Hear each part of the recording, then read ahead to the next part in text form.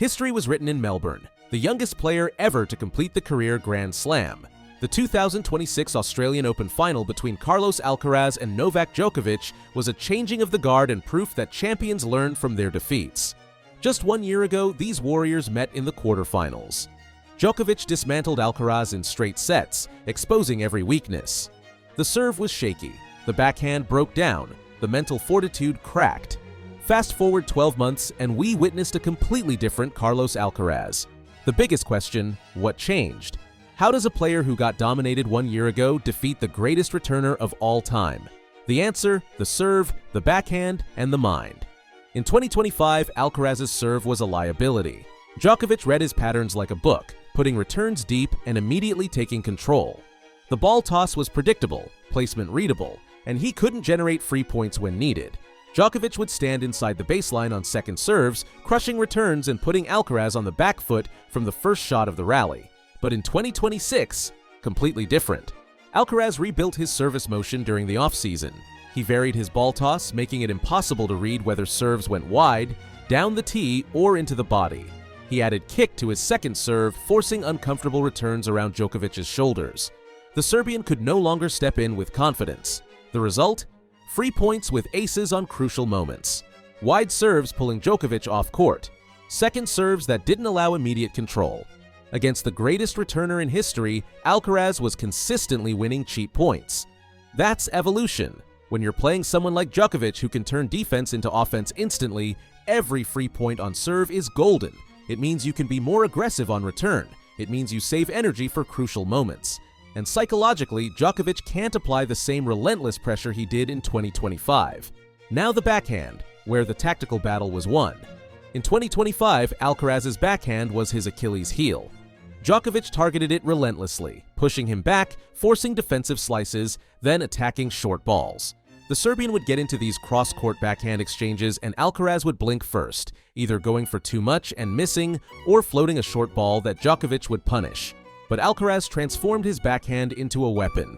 The key? Spin. He loaded it with significantly more topspin. This gave him margin for error and pushed Djokovic further back. Instead of flat backhands that were either winners or errors, Alcaraz hit with enough spin to keep balls consistently deep while still being aggressive. Here's the critical insight. When you make a 38-year-old Novak Djokovic run, when you force him to defend from 5 meters behind the baseline, you have the advantage. The Djokovic of 2015 could sustain that position all day. But at 38, with the accumulated miles on his body, being pushed back consistently takes a toll, both physical and mental. Watch the rally patterns. Alcaraz engaged Djokovic in cross-court backhand exchanges, but instead of neutral rallies like 2025, Alcaraz pushed Djokovic back. The heavy topspin, depth, and consistency were relentless. And the beauty of the extra spin is that it gave Alcaraz room to go for his shots without excessive risk. He could swing freely, knowing the topspin would bring the ball down. Once Djokovic was pinned behind the baseline, Alcaraz had options. Go down the line with the backhand, opening up the court for the next shot. Hit an inside-out forehand to his favorite corner. Or deploy the weapon that became Djokovic's nightmare, the drop shot. The drop shot was devastating. In 2025, Alcaraz's drop shot selection was poor. Wrong moments, Djokovic would read it, suddenly defensive. He'd try it when he was out of position or when Djokovic was already anticipating it. But in 2026, it became surgical. The pattern that destroyed Djokovic: push him deep with heavy topspin backhands. Get into a rhythm of deep, heavy shots.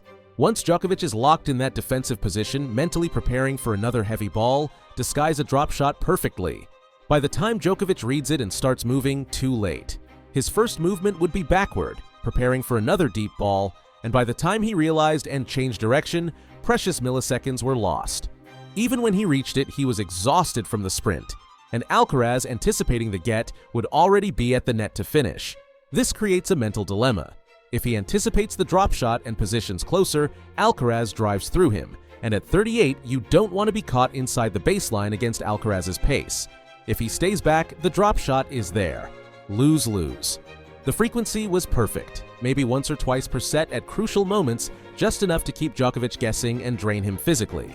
The most impressive evolution wasn't technical, it was mental.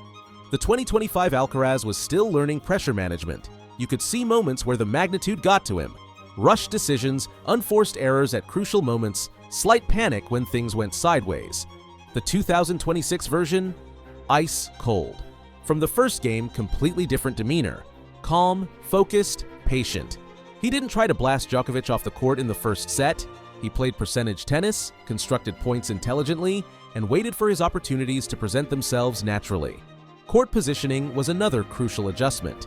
In 2025, Alcaraz often found himself in neutral positions, neither fully attacking nor defending, and Djokovic exploited that indecision ruthlessly. In 2026, much more deliberate about every position. When he wanted to be aggressive, he stood inside the baseline, took balls early, didn't give Djokovic time to set up. When he needed to defend or construct a point, he moved back behind the baseline and used that heavy topspin to push Djokovic deep.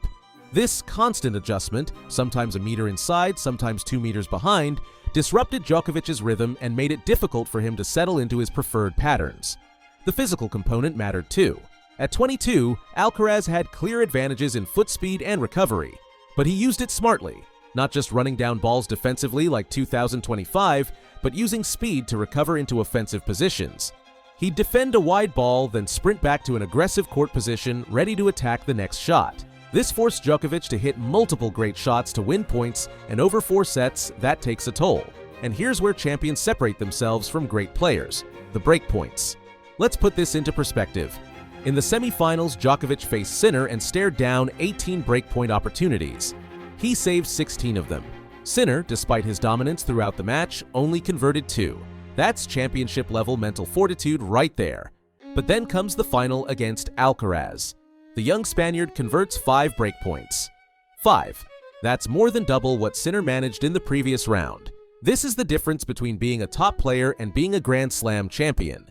Anyone can create opportunities. The elite players convert them. Alcaraz showed he's reached that next level.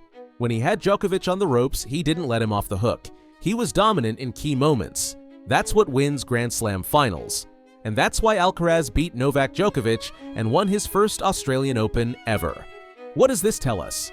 Alcaraz identifies weaknesses and fixes them. Serve was a problem, rebuilt. Backhand exploitable, transformed. Mental game needed work, strengthened. He has the tennis IQ to adapt tactically and the champion's mentality to learn from defeats. This victory changes everything. The psychological edge Djokovic held is gone. For Djokovic at 38, that elusive 25th slam might remain just out of reach. For Alcaraz, this is just the beginning. Alcaraz at 22 is in the path to becoming the player with the most Grand Slams ever. Do you think he will be the GOAT?